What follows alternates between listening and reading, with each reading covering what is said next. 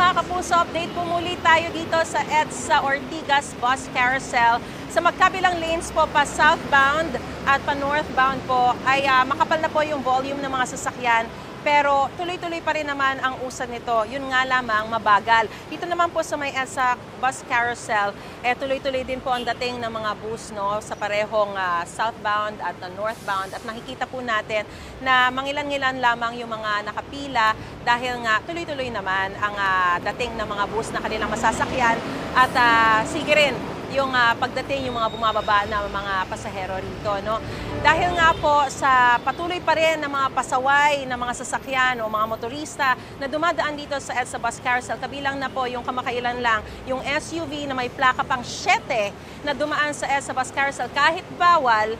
Nitong linggo lang ay pinag-aaralan na po ng Department of Transportation na magkaroon ng mga pagbabago sa kanilang mga protocols para maiwasan yung mga pasaway. Kabilang na po rito yung pagbabago o pag-iba ng direksyon ng mga sasakyan na dumadaan sa EDSA Bus Carousel. Depende dun sa lane ng kalsada. Halimbawa, yung mga pa-southbound, pa-northbound ang gagawing direksyon ng mga sasakyan sa EDSA Bus Carousel.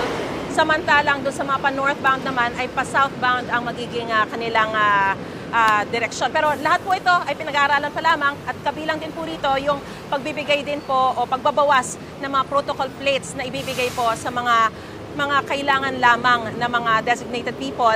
Paalala lamang po, ang tanging pwedeng dumaan dito sa EDSA Bus Carousel ay yung mga EDSA Bus Carousel bus, yung 5 pinakamatataas na opisyal ng ating pamahalaan, President, Vice President, Senate President, House Speaker at Chief Justice of the Supreme Court at mga on-duty emergency vehicles, kabilang na po ang mga ambulansya, police mobiles at mga fire trucks.